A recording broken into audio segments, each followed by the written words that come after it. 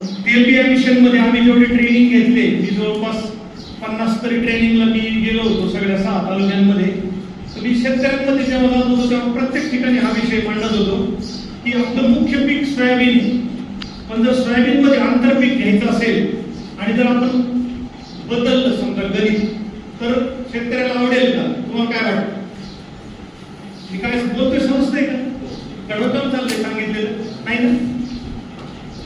मी काय म्हणाले तुम्हाला, शेतकऱ्यांना जर आपण सांगितलं की सोयाबीन आधारित पीक पद्धती घ्या तर शेतकरी काय करत आहे? सोयाबीन लावते 4 ओळी 2 ओळी दूर लावून.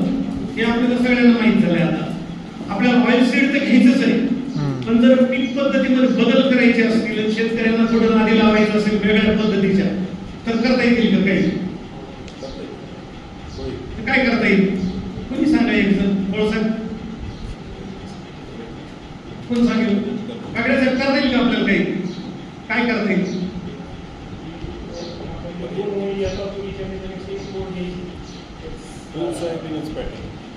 सोयाबीन आधारित पीक पद्धतीमध्ये बीड जिल्ह्यामध्ये जर एरंड आणता आलं आपल्याला, सोयाबीन अधिक एरंडी, सोयाबीन अधिक तीळ, तूर अधिक तीळ, या आंतरपीक पद्धतीमध्ये ज्या नवीन शिफारशी आल्या ना त्या जर आपल्याला बीड मधल्या शेतकऱ्यांच्या शेतावरती ट्राय करता आल्या किंवा जर दाखवता आल्या तर उत्पादनामध्ये बदल येतात. मला माजलगावला मी गेलो होतो काही दिवसापूर्वी,